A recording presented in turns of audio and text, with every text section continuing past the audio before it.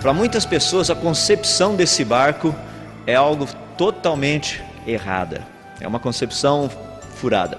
Abram suas Bíblias, se vocês fizerem a gentileza, no livro de Hebreus capítulo 11. Vamos ler alguns versículos ali. Hebreus capítulo 11. Para ser bem sincero, eu vou ler apenas um versículo, que é o verso 7. Hebreus 11, verso 7 diz o seguinte: pela fé, Noé, quando avisado a respeito de coisas que ainda não se viam, movido por santo temor, construiu uma arca para salvar sua família. Por meio da fé, ele condenou o mundo e tornou-se herdeiro da justiça, que é segundo a fé. É uma passagem simples, mas fala que Noé, movido por um temor santo, quando avisado de coisas que ele ainda não via, aquele negócio da chuva e do blobar que eu mencionei ontem para vocês. Noé não tinha a menor ideia do que era chover, mas Deus disse, vai chover, e pelo fato de Deus ter dito que iria chover, Noé foi e construiu uma arca. Se vocês olharem um pouquinho em 2 Pedro, também tem algumas coisas muito interessantes quando tratam desse texto.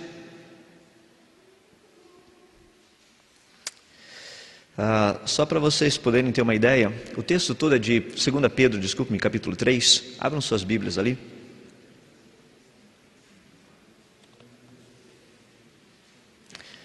Foi algo muito interessante. Eu vou começar lendo no verso 3 e vou até o verso 7.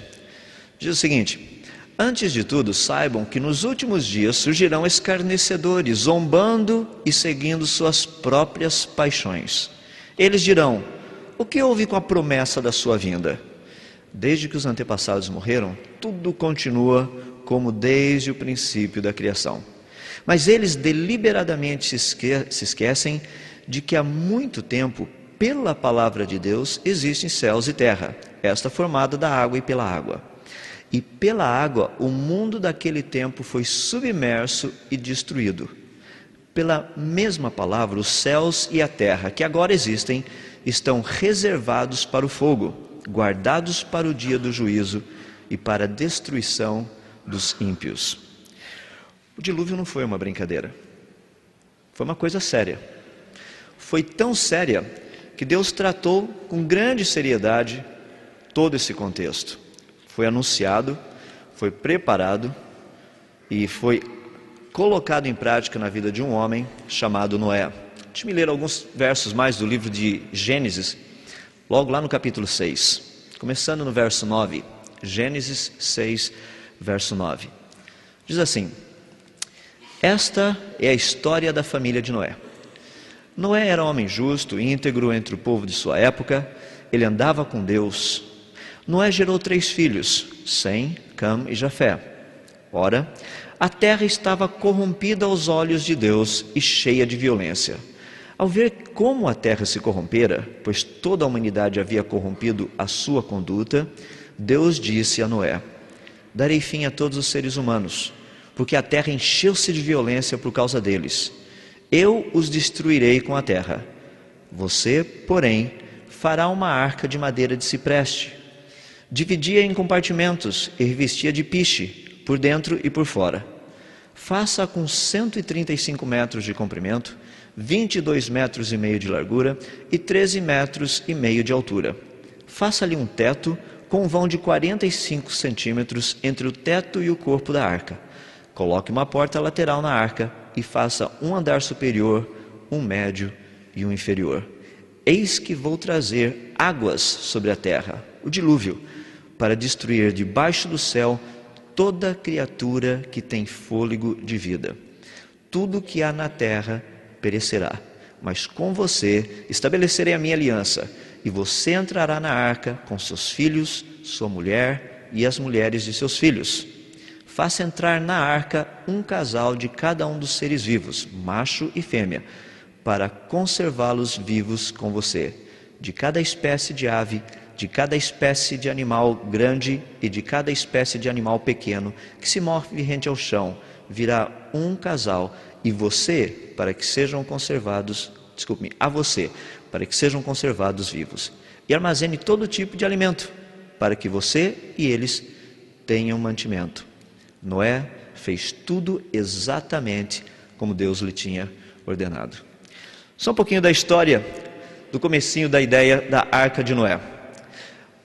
A história que nós vamos ver um pouquinho, observando a questão da própria arca, tem muito a ver no que diz respeito também a uma vida de vitória. É uma vida de execução, de planejamento, de projetos. Eu fico impressionado porque Deus pede a Noé para fazer algo muito interessante e grande. E a gente vai ver o quão grande era o negócio.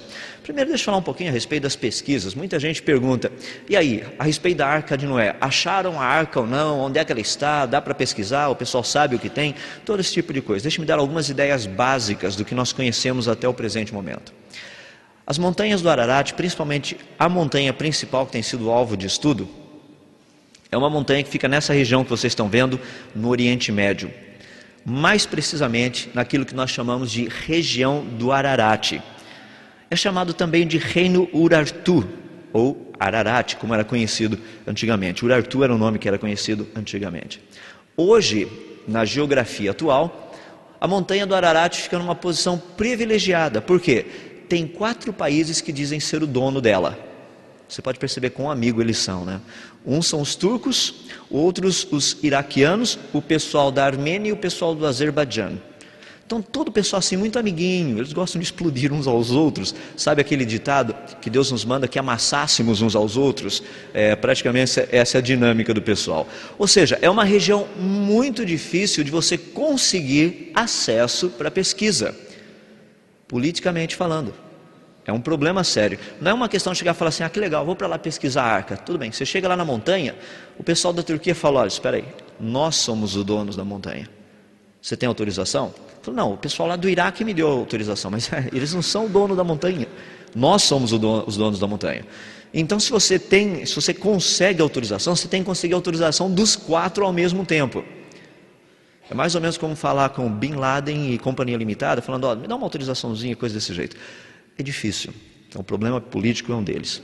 Não somente a questão do problema político, como o problema físico, ou seja, a própria montanha, o Ararat é um problema sério.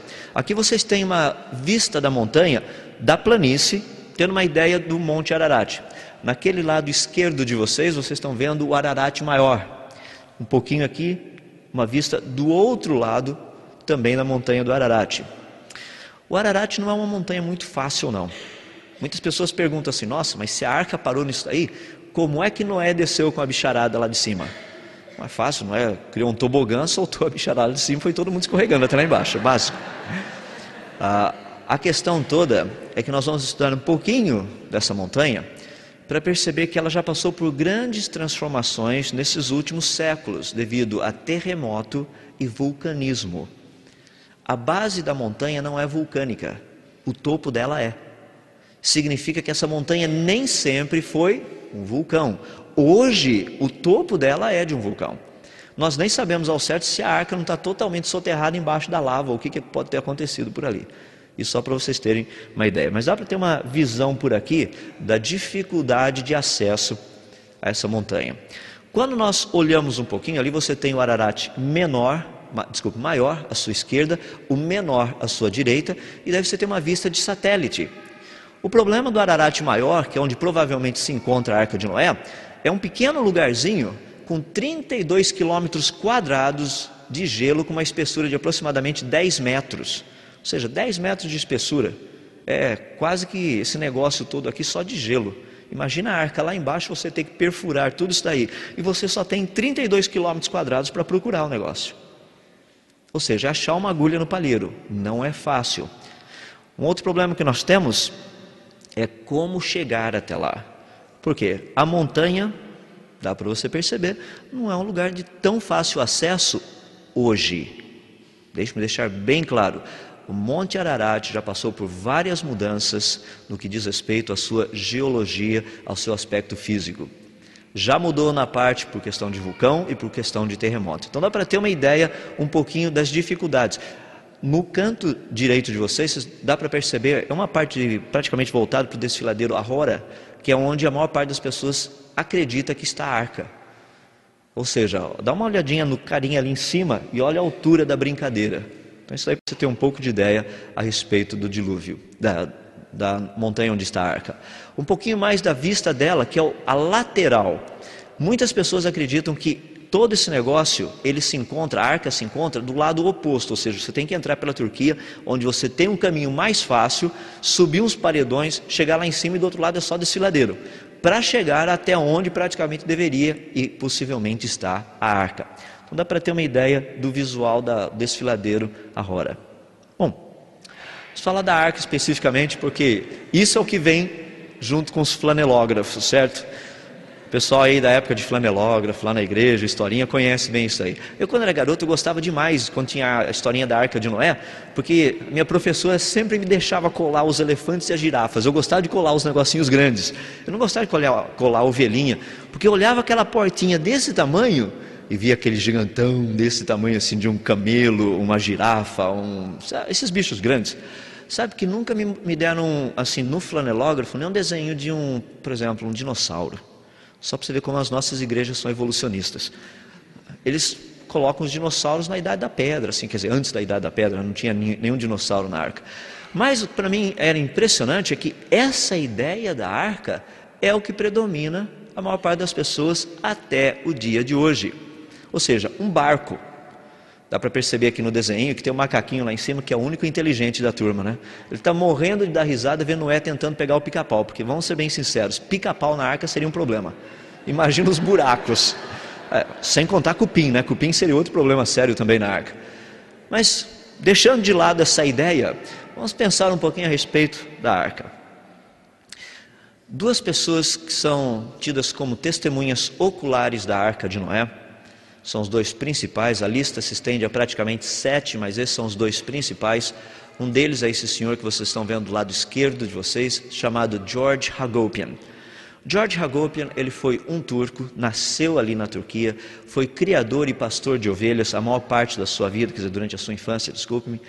E quando ele tinha, na fase de mais ou menos do ano de 1902 e 1904, devido a uma série de anos em que o verão foi extremamente quente, um grande derretimento de gelo, foi possível tanto a ele quanto ao tio dele subirem até onde estava a Arca de Noé. E ele diz ter visitado a arca, ter visto a arca. O desenho que vocês estão vendo aqui do lado é um desenho feito pela equipe do Dr. Alfred Lee, aquele senhor ali do lado direito na foto, que é um dos maiores pesquisadores da Arca de Noé que nós temos, mostrando o que foi que George Hagopian havia visto. O que é fascinante nisso é que alguns anos depois, um outro senhor, chamado Ed Davis, durante os anos da Segunda Guerra Mundial, o batalhão dele ficou na Turquia, no Irã, desculpe-me, no ano de 1943, ele diz ter também tido a oportunidade de subir até onde estava a Arca de Noé. E ele deu uma descrição do que ele viu. E a descrição dele é essa que vocês estão vendo na parte lateral. Ou seja, desculpe-me, um barco com 2 pedaços. Arca rachada, quebrada no meio. Nós sabemos que durante a década de 20 e a década de 30, vários grandes terremotos sacudiram a montanha do Ararat. É possível que num desses tenha partido a arca no meio. O que é fascinante é a descrição que esses 2 homens deram, até mesmo dos detalhes internos da arca. O que é fascinante é que esses 2 nunca se encontraram, nunca falaram um com o outro. E a quantidade, o nível de detalhes foi muito grande. Portanto, baseado na descrição dele e outros também, que praticamente a descrição é a mesma, mas esses são os mais confiáveis, a arca seria algo praticamente como vocês estão vendo ali. Um caixote. Você fala, mas isso daí não se parece com um navio. É óbvio. Noé não tinha nenhum interesse em levar a bicharada para um passeio no Caribe, não era tour. Grand Tour pelo Caribe, Noé e seu zoológico flutuante, então vamos visitar o pessoal aí pelo mundo afora, não era isso. Ele queria flutuar, só, única e exclusivamente. A arca tem uma dimensão muito interessante, como eu já mencionei para vocês, eu estou usando a NVI, e a NVI já traduz essa versão, as dimensões que nós temos. Originalmente, o que Deus propôs para Noé é que a arca teria 300 côvados de comprimento, 50 côvados de largura, 30 côvados de altura. Essa seria o tamanho da arca. Quando nós fazemos um estudo dos côvados antigos, aí você tem algumas ideias. Por exemplo, os babilônicos tinham um côvado de aproximadamente 50 centímetros. O côvado egípcio tinha o maior e o menor. O maior era quase 53 centímetros, o menor 45 centímetros. Tinha também o côvado hebreu. Maior, quase 52 centímetros, menor praticamente 45 centímetros. Baseado nessas dimensões aqui, nós calculamos a dimensão básica da arca, que seria algo assim. Eu estou tomando o menor côvado. Seria aproximadamente 133 metros e meio de comprimento, um pouquinho mais de 22 metros de largura e um pouco mais de 13 metros de altura. E o barco seria algo como aquilo que vocês estão vendo. O alvo era flutuar, só isso. O que é fascinante, quando nós pegamos o tamanho da arca, vejam só, a arca tinha um volume de aproximadamente 41 mil metros cúbicos, peso bruto 14 mil toneladas, deslocamento 20 mil toneladas. Veja a proporção do ser humano com a arca, e a escala é real. Só para a gente ter uma ideia da arca como um todo. A gente tem uma ideia muito diferente da arca de Noé, né? Parece que é um negocinho pequenininho lá, assim, um barquinho, que colocaram a bicharada dentro. Mas como é que vai se colocar toda essa bicharada lá dentro? Isso seria mais ou menos uma representação da arca de Noé. Tamanho do negócio.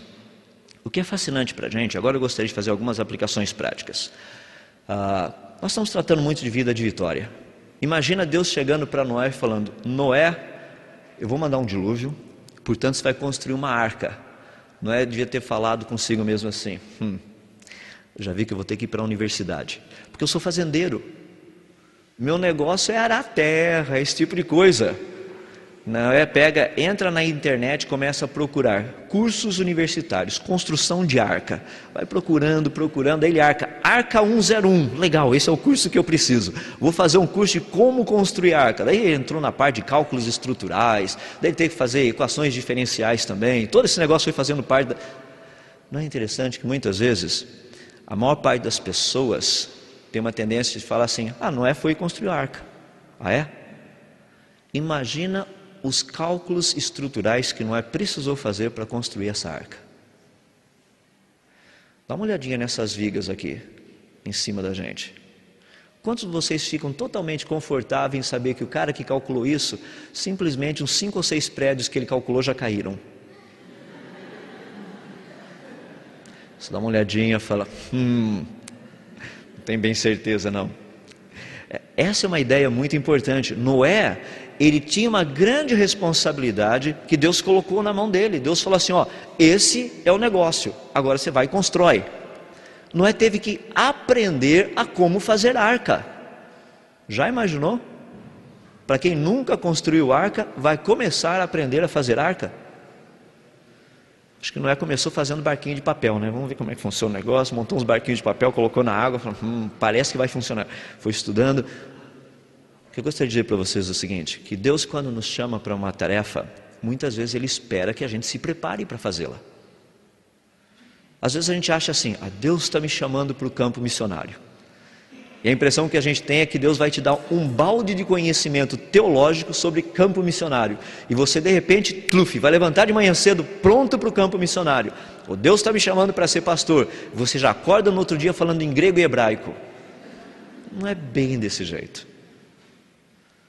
Deus nos chama para nos prepararmos e para fazermos a coisa bem feita.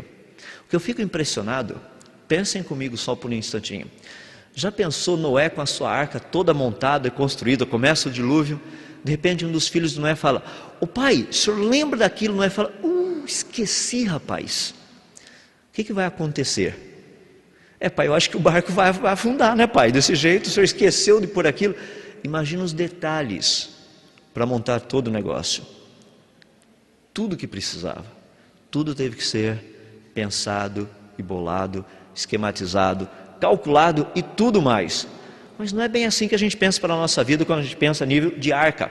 Dá a impressão que Deus falou para Noé: vamos fazer a arca. No dia seguinte, Noé estava lá com a arca pronta e falou: Senhor, está aqui a minha arca. Mas foram anos de trabalho. Eu creio que ele teve que fazer coisas, ele cortou, serrou, pregou, colocou. De repente falou: não vai funcionar desse jeito. Pessoal, pode desmontar esse pedaço aí, porque não vai funcionar. A gente vai ter que trocar e fazer assim, assim, assim, assim. Não é parte do dia a dia? O que eu acho fascinante quando eu estudo a vida de Noé e penso nessa questão da arca, é que foi um grande projeto feito de coisas do dia a dia. Eu duvido que Noé não tenha dado uma martelada no dedo dele durante todo o tempo que ele construiu a arca. Ou um filho puxando um pedaço de madeira e acertou a cabeça do irmão lá do outro lado, tuque. Entende? É parte do dia a dia isso. Você acha que não tinha discussão do filho, por exemplo, chegava o Jafé e falava: ô pai, ó, o pessoal me convidou hoje para dar uma saidinha, tem uma pizza ali, uma pizzaria nova, já que vem o dilúvio mesmo, deixa eu aproveitar a pizza enquanto tem pizzaria, todo esse negócio. Não é falar: ó, cara, se a gente fizer desse jeito, a gente não vai chegar em lugar nenhum, a gente vai ter que trabalhar mesmo. Parte do dia a dia, parte de um contexto de vida para construir esse negócio.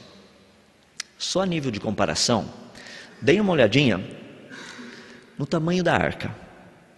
A arca foi construída aproximadamente 3.000 anos antes de Cristo. Tinha 133 metros de comprimento.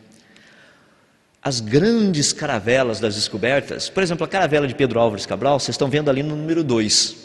Olha a comparação da caravela com a arca. Ou seja, a caravela era barquinho salva-vida, no caso de qualquer coisa. Aí Noé puxava a caravelinha dele lá, pronto, colocava na água e ia embora. Dá uma ideia, dá uma olhada no tamanho da coisa. O primeiro navio construído maior do que a arca é o Great Eastern. Dá para perceber, eu não coloquei do Titanic aí, porque vocês sabem o que aconteceu, né? Então, um pequeno probleminha básico assim. Se Noé tivesse construído o Titanic, ele não teria afundado, mas, de qualquer forma, só para vocês terem uma ideia do tamanho do negócio.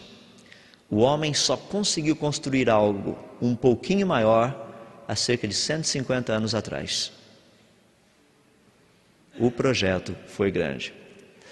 Quando nós tratamos da arca, vamos pensar em alguns aspectos estruturais que são importantes para a gente ver o cuidado que Noé teve.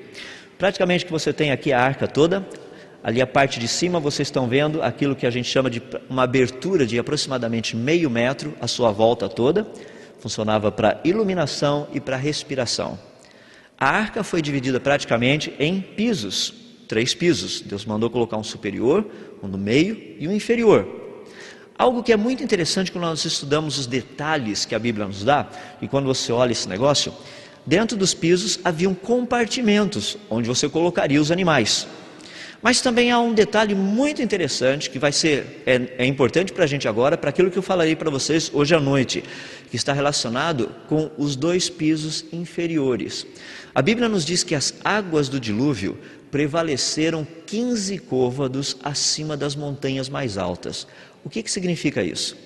Imagina aqui sendo o fundo, o topo das montanhas. A arca e a água estava aqui em cima. O tanto de água que tinha e a arca dentro da água, ou seja, você tem 15 côvados da arca dentro da água. A arca passava em qualquer lugar e não raspava no fundo. Significa que pelo menos 15 côvados da arca estavam abaixo do nível d'água. O que implica em que os 2 compartimentos inferiores estavam praticamente embaixo d'água. O que vai implicar o quê? Era escuro e frio. A água do oceano é fria. Na praia é quentinho, mas vai lá para o meio do oceano para você ver o negócio como é que é. É outra história ali, uma temperatura média mais ou menos de uns 10 graus, dependendo do lugar, até inferior a isso. 12, alguns lugares, desculpem, 8, alguns lugares até 6 e 7 graus. Então há uma conotação muito interessante, vermos os detalhes. Algo que é muito interessante é que a Bíblia nos fala do tipo de madeira que foi construída a arca. Nós não temos certeza que madeira é essa. No original está ali, a palavra hebraica é gopher. Nós traduzimos isso aí como cipreste. Ali você tem uma ideia do que é o cipreste. O cipreste é um tipo de madeira extremamente resistente à água. Para vocês terem uma ideia, nos idos de 1800, 1900, todo esse negócio aí do século passado e retrasado, principalmente nos Estados Unidos e Europa, com aquelas locomotivas a vapor, todo esse negócio, o pessoal eles construíam muitas caixas d'água usando cipreste. Existem caixas d'água até hoje, com mais de 200 anos, que ainda o pessoal coloca água dentro delas. E a madeira não apodreceu, porque cipreste é uma madeira muito resistente, ela é extremamente resistente. Esse foi o tipo de madeira que Noé utilizou para construir a arca. Mais uma vez, nós não sabemos se é cipreste. O que nós conhecemos hoje, que é muito parecido na descrição, é essa. Só para a gente terminar a parte da arca, eu gostaria de tratar algumas coisinhas de aspecto de âmbito geral sobre isso. É o seguinte: imagina a construção de um barquinho desse jeito, como mencionei para vocês. Um barco de aproximadamente 41.000 metros cúbicos. O que equivale a isso? Se você pegar um barco com esse tamanho, o volume interno desse negócio seria equivalente a você ter um prédio de 67 andares com apartamentos de 200 metros quadrados. Dá para imaginar o que não dá para fazer dentro desse negócio? O espaço é muito grande, mas mesmo assim as pessoas questionam. Peraí, segundo o texto que você leu, ali diz que Deus mandou entrar 2 de cada espécie. No mundo hoje são mais de 1.300.000 espécies, sem contar os fósseis, os dinossauros e companhia limitada. Ou seja, tem muita coisa para ser colocada ali dentro. É verdade. Olha que interessante, portanto, a estrutura que esse negócio tinha que ser para poder manter todo o sisteminha estável. Primeiro, a arca tinha que ser um barco que poderia manter vida ali dentro, como nós já vimos ontem, por pelo menos 1 ano. Imagina Noé construindo barco pensando o seguinte: eu vou construir um barquinho, o negócio aí vai ser uns 2, 3 meses, daí tá beleza, a gente já sai, já destruiu o mundo mesmo, a gente continua rolando o show. Já pensou se Noé tivesse construído um barco para durar 2 meses? Tem uma passagem na Bíblia que eu acho muito interessante. Certa vez Eliseu, falando com o rei, Eliseu, já velho, ele chama o rei e fala assim: vem até aqui, eu preciso que você faça uma coisa. O rei foi até lá e Eliseu disse o seguinte: está vendo essa janela voltada para a direção a Damasco? Atira algumas flechas. O rei, que estava com uma aljava cheia de flechas, pegou uma, pegou outra, pegou mais uma e parou. Eliseu ficou tão triste, mas ficou tão irado também, falou: por que você parou? Por que você fez só isso? Se você tivesse lançado umas 6 ou 9, você teria destruído os nossos inimigos. Agora você, por ter lançado apenas 3, você terá apenas 3 vitórias contra eles. Imagina se Noé tivesse feito o trabalho pela lei do mínimo esforço e do menor tempo necessário. Noé era um homem sábio, ele não sabia quanto tempo a coisa ia durar. Deus não disse a ele quanto tempo iria durar. Ele fez o máximo que deu para fazer dentro daquele negócio. Em vez de pegar a roupa dele e só amontoar tudo, ele foi lá, enrolou, porque cabe mais quando você enrola, tudo dobradinho ali para pôr mais roupa. Negócio de comida, compactou, deixou secar, fez tudo assim, tipo dry, aquele negócio seco, né? Ou seja, uva passa, coisa assim. Foi empacotando e arrumando a coisa. Fez as últimas compras lá no supermercado para ter certeza que está tudo direitinho, tudo arrumadinho. Ele era um homem que planejava e planejava muito bem. Nós temos dificuldade quando nós tratamos na obra de Deus fazermos a mesma coisa. Tudo é meio ralado, né? É para Deus? É para a glória de Deus. E a gente ensaia no último minuto, no último segundo, aí vai lá e faz o negócio, mas é para a glória de Deus. Irmão, se não der certo, não se preocupe, é para a glória de Deus, afinal de contas. O irmão canta desafinado, o acampamento sai pela metade, gente morre do lado de fora, mas foi para a glória de Deus, afinal de contas. Deus é glorificado é pelas coisas boas, é pela perfeição, não pela imperfeição, não por essas coisas. Noé foi um homem extremamente cauteloso quanto a isso. Quando ele criou e desenvolveu essa arca, ele pensou até mesmo nos menores detalhes. Deixa eu fazer uma pergunta para você. Como que você tem trabalhado com os projetos de Deus na sua vida? Deixa eu me dar um exemplo básico. Vamos falar das suas notas lá na escola. Isso é um projeto de Deus na sua vida. Como é que está indo o projeto? Passei de ano. Não é passar de ano. É fazer o projeto para o louvor da glória de Deus. É o que eu tenho dito para as pessoas. A gente tem uma vontade tão grande de evangelizar os nossos professores. Daí você chega lá para o seu professor e fala: professor, olha, o Jesus que eu conheço é 10. Teu professor fala: mas a tua nota é 5. Ou seja, se Jesus é 10 e o teu padrão de 10 é 5, então Jesus só vale 5. há uma necessidade de termos um padrão como esse que Noé tinha. Noé quis fazer e fazer o melhor. Quando ele pegou esse projeto da arca para fazer, ele pegou para fazer uma arca. Ele não pegou para fazer um barquinho, ele fez um barco. E o barco foi tão bom que praticamente 4.000 anos depois a gente está procurando ainda pedaço do barco por aí. O barco está inteiro. Pelo que o relato dessas pessoas, imagina só. Pensa de uma forma bem prática agora, no contexto do que Noé precisou para construir esse barquinho. Deixe-me dar umas partes básicas. Faça um cálculo bem simples, probleminha de física que eu gostaria de deixar para vocês. Peguem uma rolha, tá? Coloquem numa piscina, água perfeitamente estável, não tem onda, não tem nada, está paradinho. Daí você vai pegar essa rolha, você coloca na água, vai afundar essa rolha aproximadamente deixar 1/3 dela só fora, 2/3 dentro d'água. Quando você soltar a rolha, o que vai acontecer? A rolha vai ficar oscilando. Ótimo, calcule as equações agora dessa oscilação. Você falou, espera aí, isso daí não é minha área. Noé teve que calcular isso. E Noé era fazendeiro. Eu chego para você e falo o seguinte, está vendo esse prédio aqui? Qual seria o esforço na junção das duas vigas ali em cima? Que força é essa que está acontecendo ali? Faça um cálculo de todo o sistema de momento torsor, de compressão das colunas. Você fala, mas isso aí não é minha área. Noé teve que fazer esses cálculos. O peso da madeira, já pensou? Noé começa a colocar madeira, a arca começa a empenar. Já pensou que legal? A arca, Noé dá uma olhadinha, a arca está toda meio assim, ó.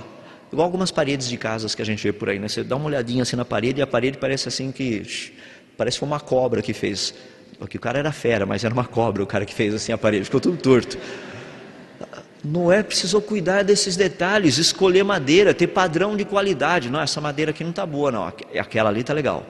Essa pode pôr. Senão ele não iria conseguir construir uma arca que durasse todo o tempo que durou. Noé precisou trabalhar com as coisas do dia a dia, aprender.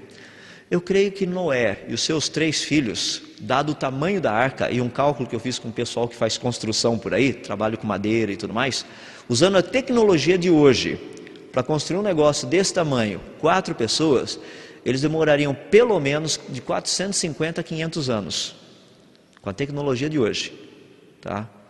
Você sabe que o Brasil, quando completou 500 anos, nós construímos uma caravela. Eu recebo e-mail de português, amigos meus até hoje, falando assim, se vocês precisarem de uma ajudinha para construir caravela, os portugueses sabem como fazê-lo. Eu fico assim pensando, puxa vida, a gente podia ter passado sem essa, né? Agora, o melhor da nossa engenharia fez uma caravela que não funciona.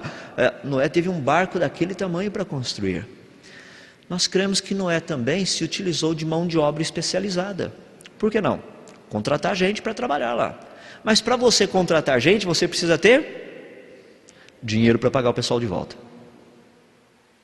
Noé tinha que ser um homem extremamente disciplinado em termos de finanças, em termos de organização, de estrutura, como fazer todo esse negócio e montar a coisa. Eu estou vendo que a chuva não está querendo ir embora não, né? Então eu vou continuar falando mais do dilúvio, já que não vai parar mesmo. Então só para você ter uma ideia, há uma necessidade de entendermos que o projeto de Noé, que Deus trouxe para a vida dele, foi um projeto muito grande. Um projeto que envolvia ele colocar toda a sua capacidade mental, intelectual, sua vontade, suas emoções em cima daquele negócio. E sabe o que é pior? Para se preparar para algo que ele ainda não conhecia. O que Deus pede para a gente, coisas que a gente conhece. Deus fala, olha, eu quero isso da sua vida. Normalmente tem outras pessoas que já fazem aquilo. Então você está consciente do que Deus está pedindo. Fala, que legal, então dá para avaliar e tudo mais. Ou o que você já fez, como é que é, assim, então a pessoa te avisa, te informa, tudo isso acontece. Mas Noé, imagina Deus falando para Noé, Noé, eu vou fazer chover. Hoje a gente sabe que é chuva. Noé não sabia. Esse foi um dos pontos mais importantes que eu vejo dessa vida de vitória desse homem chamado Noé, que pegou um projeto que Deus tinha dado para ele, abraçou esse projeto e disse: eu vou fazer o melhor que tem para fazer. Tanto é que ele fez um barco que durou mais de 4.000 anos e feito de madeira. Essa é a vida de um homem chamado Noé. Esse é um barco que esse homem construiu. Meu desafio final para vocês, dentro daquilo que Deus tem nos dado, daquilo que Deus tem colocado na sua vida, como você tem feito? Qual a qualidade? Se o negócio tivesse que ficar mais uma semana ou mais um mês, iria durar? Ou você já fez com data de validade? Não, o negócio é o seguinte, só vale para 10 dias após, entende? Imagina Noé termina a arca dele, plunk, pega uma plaquinha válido para 60 dias após o dilúvio. O negócio tinha que ser por um tempo indeterminado. Ele não sabia quanto tempo ele iria ficar naquela situação. E ele fez aquilo que Deus havia pedido. Se preparou. Tudo que ele pôde fazer, ele fez. E eu termino com o meu último exemplo. Noé recebeu de Deus a informação do tamanho da coisa. O que ele poderia colocar ali dentro seria o que ele teria em mãos para sobreviver todo aquele tempo. Deus não disse para Noé que teria alguns pontos de reabastecimento durante o percurso.